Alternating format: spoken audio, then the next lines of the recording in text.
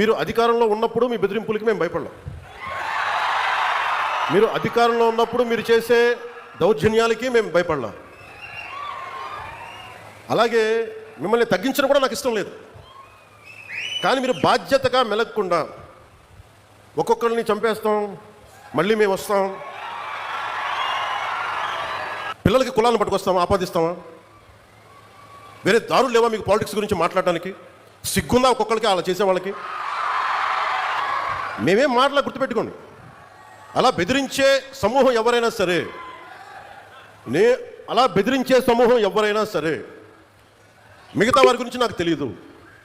పవన్ కళ్యాణ్కి అధికారం ఉన్నా అధికారం లేకపోయినా పవన్ కళ్యాణ్ ఎప్పుడు పవన్ కళ్యాణ్ లాగే ఉంటాడు, భయపడ్డాం. చాలా ఇంట్లోంచి బయటకు వచ్చేటప్పుడు తిరిగి వెళ్తాం లేదు అని డిసైడ్ అయ్యే వస్తాం. అందువల్ల మీ ఆకు రౌడీలు కానీ అలాగే చెప్తున్నారు. ఏదైనా మాట్లాడితే అధికారులు కూడా భయపడుతున్నారు. ఎందుకు భయపడుతున్నారంటే చెవుల్లో చెప్తారు, అదే సార్ వాళ్ళ వెనక చాలామంది రౌడీలు ఉంటారండి, కిరాయి హంతకులు ఉంటారంటే, మీకు కరెక్ట్గా యోగి ఆదిత్యనాథ్ లాంటి ట్రీట్మెంట్ కనుక ఒక్కొక్కడికి ఇస్తే,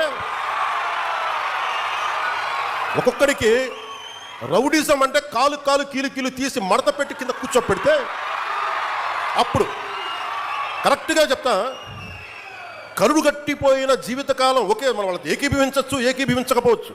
నక్సలైట్స్ తోటి, వామపక్ష తీవ్రవాదులతో మనం ఏకీభవించవచ్చు, ఏకీభవించకపోవచ్చు. అలాంటి బలమైన ఆర్గనైజేషనే కకావికలమైపోయిన పరిస్థితుల్లో ఉంటే ప్రభుత్వం తలుచుకుంటే, అలాంటిది ఇన్ని లక్షల మంది పోలీసు ఉండి, ఇన్ని వందల మంది ఐపీఎస్లు ఉండి, 1000-2000 ఉన్న డిఎస్పీలు ఉండి, అలాంటి కిరాయి గ్యాంగుల్ని మెయింటైన్ చేసే వ్యక్తుల మీద 2 రోజులు 48 గంటలు మీ చుట్టుపక్కల ఎవరున్నారు, వాడి పేరేంటి అన్ని కనుక్కొని ఒక పొలిటికల్ నిర్ణయం తీసుకుంటే మళ్ళీ ఎప్పుడు ఇలాంటి మాటలు రారు మీకు.